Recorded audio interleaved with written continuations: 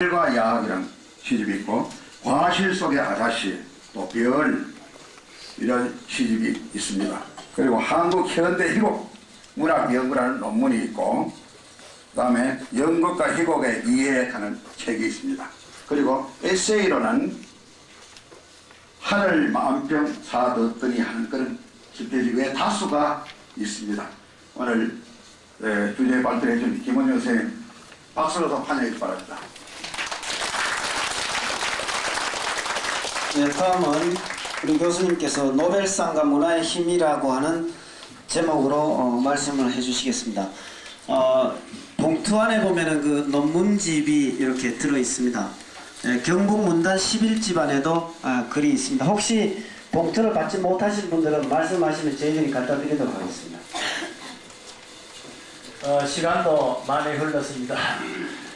제가 학생들 앞에서는 문화 이야기를 참 거리낌 없이 하는데 전부 같은 문화하는 분들 앞에서 문화 이야기 하는 거 상당히 쑥스럽기도 하고 또 거창하게 이를 소개해 주셔서 부끄럽기도 합니다.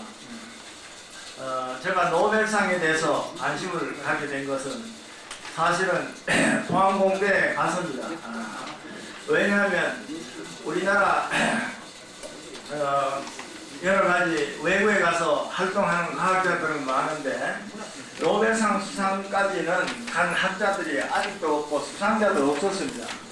근데 포항공대 설립 목적 중에 목적이 바로 우리나라도 노벨상 수상자를 배출할 정도로 그 모든 연구 교육시설을 갖추어서 한번 외국의 선진국가와 같이 그네 경쟁을 해보자는 그런 취지에서 세웠습니다.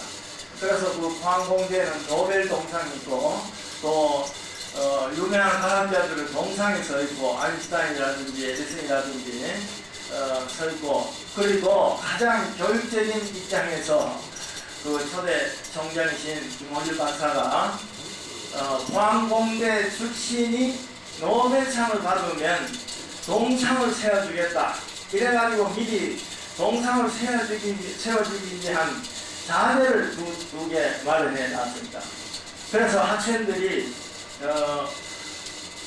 밤중에 가서 그게 내가 이거 받아야지 하고 올라가 봤다는 그런 학생도 들어봤습니다. 그래서 내가 대낮에 경정단상에 올라가지 왜 밤중에 올라가면 누가 아느냐 하고 이런 이야기도 하는데, 그만큼 노벨상에 대한 꿈을 키워주기 위해서 세운 자리입니다. 그래서 저도 당연히 그 노벨상에 대한 관심을 갖게 되고 수많은 노벨상 수상자들이 포항공대를 찾아왔습니다. 처음에는 학교에서 돈을 들여가지고 초청했는데 이제는 그 사람들 스스로 한국에 오면 포항공대 옵니다. 워낙 이미 세계에 많이 알려져서 포항공대를 찾게 됩니다. 그래서 그 사람들이 기념식수를 한 동상을 노벨 동상이라고 이름을 붙여주고 졸업생들이 거기서 결혼식도 많이 올리고 있습니다. 지금까지 한 30년 가까이 노벨상 수상자들이 찾아왔는데 문학상 수상자도 한 사람 찾아왔어요. 누군가 하면 아프리카의 나이지리아 출신의 원래 쇼잉가라는 분이 찾아왔어요. 그분 금년에도 또 왔습니다. 그래서 그분하고 기념 촬영도 하고 그런데 그분이 부인이 4사람이가 이래 있었더라. 흑인인데. 그래서 노벨상을 관심을 갖게 됐는데, 사실은 어떻게 생각하면 우리는 목표가 너무 작은데 작은 목표라는 것은 어떻게 생각하면 목표가 아니죠. 너무 꿈이 없이 문학 생활을 해오지 않았나 이런 생각도 하게 되어서 제가 이 노벨상과 문화의 힘이라는 이 주제를 내걸고 오늘 간단하게 말씀드리게 된 것입니다. 사실은 우리가 여태까지 자랑을 하는데 뭘 자랑을 많이 하느냐, 올림픽을 개최한 나라다, 88 올림픽을 성공 뒤에 개최한 나라다, 그걸 굉장히 많이 외국에 팔아먹었어요. 그런데 올림픽을 개최한 나라 중에 100년도 안에 노벨상 생긴 지 100년도 안에 한 사람도 노벨상 수상자가 없었습니다. 그래서 저는 외부에 강연을 많이 나가는데 그걸 굉장히 소망을 했어요. 우리도 올림픽만 자랑을 했는데 올림픽은 어때까지는 육체적인 겁니다. 그러나 멕시코 같은 나라도 올림픽 개최하고 노벨상 수상자가 한 4, 5명 되는데 우리는 한 사람도 이때까지 없었다. 그런 의미에서 이번에 100년 만에 우리나라에도 노벨상 수상자가, 그것도 노벨상은 평화상부터 시작된 겁니다. 우리나라에서 수상자가 생겼다는 것은 정말 개인의 문제가 아니고 국가 전체의 위상에 관한 문제입니다. 근데 나중에 들으니까 참 뭐 여러 가지 이야기도 들리는데 우리는 남이 잘 되면 정말 서로가 인정하는 그런 풍토가 그게 아직도 참 부족하다는 것을 느꼈어요. 그날 노벨상 수상자가 발표되는 날 저는 대구시에 어느 다방에 앉아있다가 그 수상자가 그 텔레비전에 비치니까 전부 박수 치는데 심지어 기립박수 치는 사람도 있어요. 저도 일어서서 박수를 쳤어요. 저는 뭐 무심코 무의식적으로 일어서서 박수를 치게 됩니다. 상당히 저는 감격적으로 생각했어요. 그리고 이것이 참 계기를 해서 노벨상이 우리나라의 문화, 과학 분야에도 돌아오지 않겠나 하는 희망을 갖게 된 계기가 되었다 이거죠. 그러나 문학상 쪽에 돌려보면 우리는 참 안타깝니다. 김충수 시인이 국회의원을 있을 때, 국회 문공위원을 있을 때 그 스웨덴에 가서 노벨상 위원들하고 만나본 적이 있다고 직접 들은 적이 있습니다. 근데 어떤 노벨상 문학상 위원이 김충수 생 보고 아직도 한국은 한자를 빌려 쓰고 있느냐? 그럼 어느 나라 글자를 가지고 쓰고 있느냐? 이런 질문을 하더라고요. 그래서 김준호 선생님은 상당히 충격을 받았다. 그런 이야기를 해요. 왜? 아직도 이 코리아라는 나라가 자기 나라 고유의 문자도 없는 것으로 노벨상 위원까지도 그렇게 알고 있다 하니까 참 기가 막히더라고요. 그런데 우리는 세계적으로 가장 우수한 글자를 가진 나라입니다. 가진 나라인데 어떻게 된 셈인지 노벨상 위원조차도 아직도 한자를 빌려 쓰고 있는 나라로 밖에 인식 안 하는데 그 노벨상 그냥 참 세계적으로 알려진 사람 이런 걸 언제 가겠나 하는 생각이 들었어요. 그 이야기 듣고 내가 조사를 해봤어요. 조사를 해봤더니 일본이 명치 유신이 명치 유신이 아주 쉽게 이야기하면 번역으로부터 시작됐어요. 명치 유신이 어떻게 그렇게 시작됐냐? 번역으로서 근대화를 시작했어요. 엄청난 그 번역에 대한 신경을 쓰고 국가적인 정책으로 나갔어요.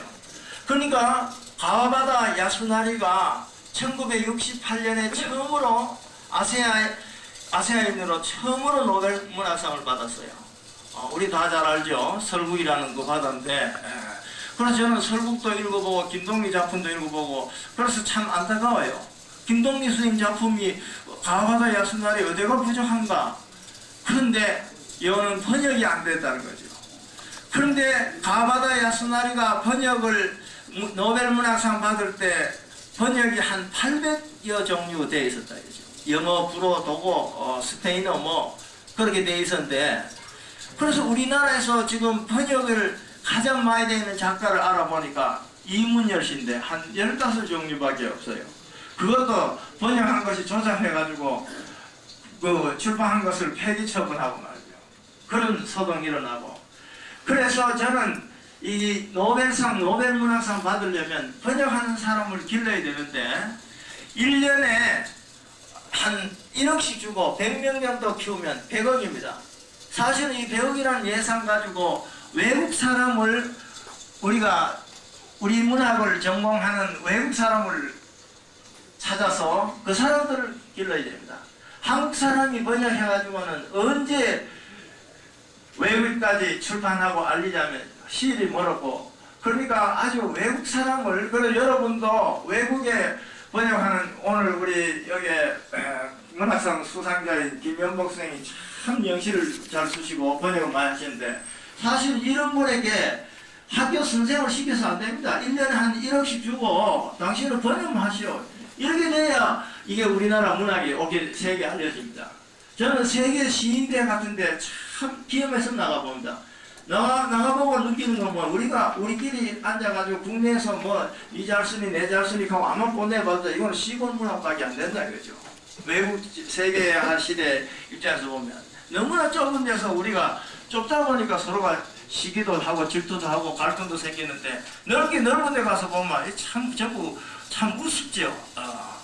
그래서 이 번역에 대한 이제 국가적인 정책이 있어야 된다는 거고 일본만 해도 교수들이 평생 번역만 하면 논문으로 인정하는데 우리나라에서는 인정이 안 돼요. 교수들이 번역해도 이거는 뭐 인정이 안 됩니다. 논문 아니다 이거죠. 그러니까 국가 시책이 여러모로 잘못됐는데 이번에 뭐 교육부 장관이 부총리로 승격되면 전 교육 뿐만 아니고 인적 자원 면에서도 고급 인적 자원 면에서도 그런 것이 참 중요하다고 생각합니다. 그러니까 우리가 여기서 뭐 경북 문학상 받고 뭐 받고 이것이 문제가 아니고 정말 노벨상 받는 사람이 생길 때까지 우리가 국가적인 차원에서 번역 사업을 벌여야 되고 또 우리 문인들도 그런 데 대해서 관심을 가지고 참 내 작품이 세계화 시대에 어느 위치에 있는가 이것도 생각하는데 각자가 노력하고 또 우리 단체를 통해서 그런 것도 하고 사실은 뭐 영주지부 같은 데서 번역 문학상 같은 거 하나 만들다 하면 이게 참 획기적이죠. 지방에서 제가 지방에서 처음으로 경북 문학상을 만드는데 70년대 문역 경북 지부장 할 때 그때 전라도에서 어느 지부에 전화가 왔어요. 지방에서도 문학상 만들어도 되느냐고. 문학상은 저때 전부 서울만 있는 줄 알았어요. 근데 내가 경북에서 처음으로 경북 문학상 만들 때 한 개도 문학상 만든 데 없었다는 거예요. 나도 그런 걸 처음 알았어요.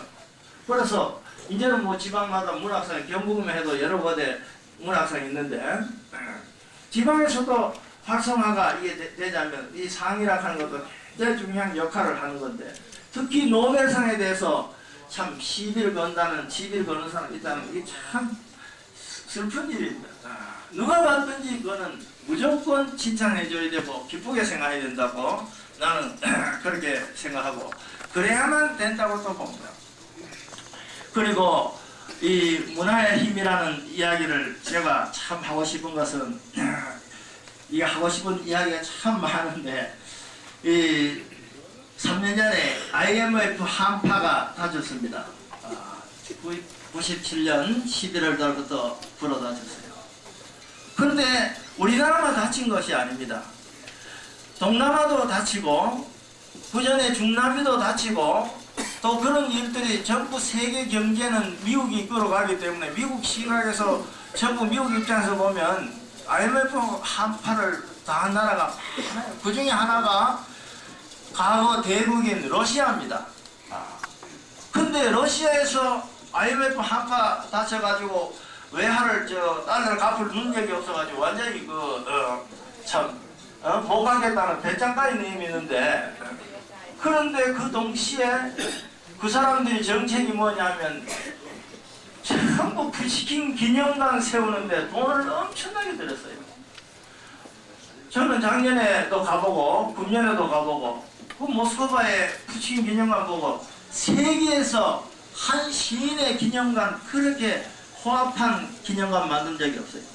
그래서 원래 모스크바에 그 기념관 만든다는 이야기를 듣고 깐듯이 그 총재가 모스크바에 가서 옐친 대통령 보고 아니 당신 나라들이 달러가 없는데 무슨 놈의 그렇게 이런 호화 기념관 그걸 하느냐 하니 옐친이 우리는 모든 정책이 문화가 제일 첫 번째다 이거죠. 문화가 첫 번째다. 돈 대주기 싫으면 뭐 달러 대주시면 그만둬라 이거지. 시베리아 벌판에 관절 캐먹고 사면 되지. 나무 부시킨 기념관 맨데 그거 왜 시비하는데. 그러나 우리나라는 그때 전부 문화적인 건 다 없애버렸어요. 각 회사마다 제일 먼저 경비 절감한다고 사고부터 다 없애버립니다. 문화적인 거 전부 다 1차적으로 없앴는데 러시아는 거꾸로 문화적인 걸 제일 앞세워요. 그래서 엄청난 기념관, 푸시kin 기념관을 세워놨어요. 그리고 그러자면 국민들 의식이 굉장히 문화적이어야 하는데 모스크바 대학에 앞에 지하철이 있는데 지하도에 거지가 있어요. 거지가 한 사람인데 우리나라 유학생들이 많이 있으니까 유학생들이 거기에 거지에게 돈을 줍니다. 루블을 주는데 그 거지가 비닐에 뭐 싸야 되는데 그 뭔가 옷입니다. 양복입니다. 그래서 그 사람들 어떻게 하냐면 우리 유학생들이 1달러씩 주는 돈 받아가지고 저녁에 되면 영국 구경하러 갑니다. 넥타이 메고 영국 구경합니다. 거지도 영국 구경하러 가요. 그걸 보고 유학생들이 참 러시아 사람들 겁난다 이게. 문화예술에 지금 세계 보국 문화예술이 전부 모스크바하고 러시아를 중심으로 돌아가고 있어요. 허리우드의 영화가 유일하게 안 통하는 데가 모스크바입니다. 파리도 전부 리도 쇼케가 쇼 문화가 대중화되는데 모스크바는 아직도 안 통해요. 아직도 극장은 영국 극장은 3,600이라도 만 원이고 전부 안표나 사지 않으면 연극이나 발레 볼 수 없고 그 사람들이 문화적인 경지가 대단한 것을 느끼고 거지도 다 영국 저녁에 영국 구경하러 갈 정도로 문화의식이 강하니까 우리는 뭐냐 이거죠. 우리는 조금 흔들리면 문화적인 걸 전부 다 홀대하고 그렇게 합니다. 나는 어떤 경주시의원이 신문에, 물론 저는 신문에 보고 하는 이야기입니다. 경주 엑스포에 하는데 적자가 나는 거고 경주 신라문화재한테 뭐 그걸 왜 적자가 이야기하는데 저는 그런 이야기 들으면 굉장히 충격을 받아요. 문화는 돈을 따지면 안 됩니다. 문화는 술집의 영업 실적처럼 말이죠.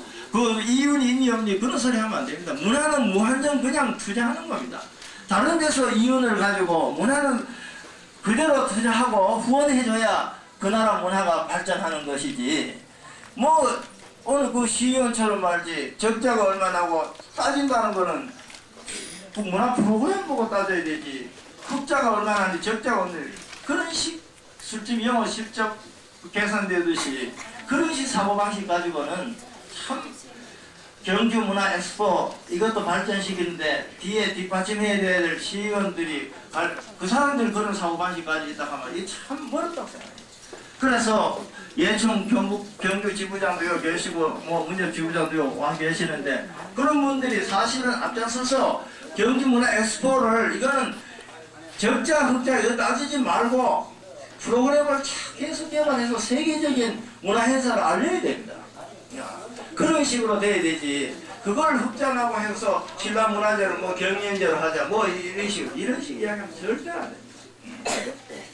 그래서 러시아의 그 거지가 1달러씩 얻어가지고 저녁에 영국 구경하듯이 우리가 그러한 문화의식이 그 나라 문화예술의 힘이 되는 것이고 또 우리 국민들이 그런 의식을 문화적인 의식을 철저히 가질 때 그 나라 문화예술이 꽃이 피는 것입니다. 시간이 6시에 끝내달라 해서 사실 밑도 끝도 없이 이야기를 드리는데 여기에 사실 프로그램 여기 지금 제가 주제문을 발표한 것을 여러분들이 한번 읽어주시고 문화예술에 대한 남들이 뭐라 하기 전에 우리 문화예술 중에 우리 문학이 제일 앞서는 것이 문화예술인데 우리 스스로가 자각을 하고 보다 세계적인 안목에서 우리가 의식을 해야 됩니다. 우리는 너무 지역적인 것만 신문에도 그래 지역적인 건 보도해요.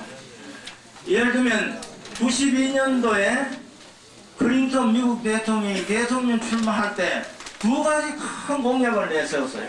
뭐냐? 하나는 유전공학이고 하나는 우주공학입니다. 그래서 클린턴이 뭐라고 했느냐? 내가 2000년 말에 대통령 임기 마칠 때는 그때 태어난 어린이는 21세기 100년을 살고 22세기까지 살도록 해줄 것이다. 그래서 유전자 그 연구 결과를 클린턴이 직접 발표까지 했죠. 몇 달 전에.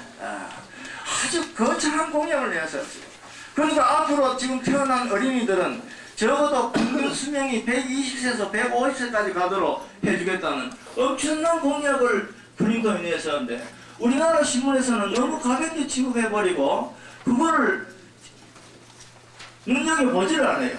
그 사람이 뭐 노윤스키인가 누군가 연애하는 것만 크게 내고 그런 것만 관심 없고 엄청난 공약을 내세웠는데 그거에 대해서는 관심이 없어요.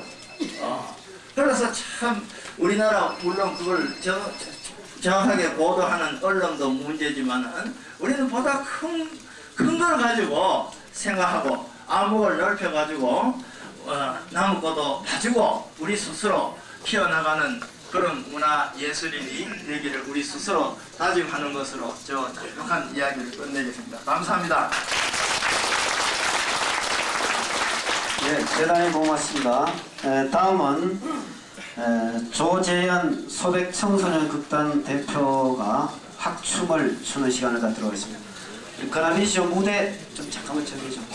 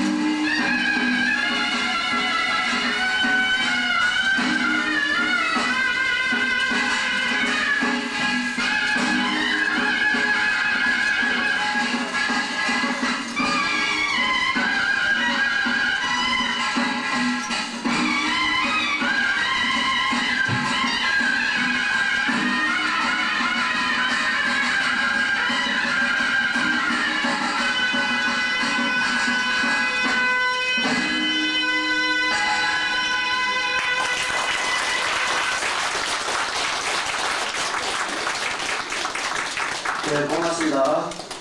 네, 이상으로 1부를 마치고 한 3분 뒤에 경상북도 문학상 시상식을 갖도록 하겠습니다. 지금 악기를 조금 설치를 해야 되기 때문입니다.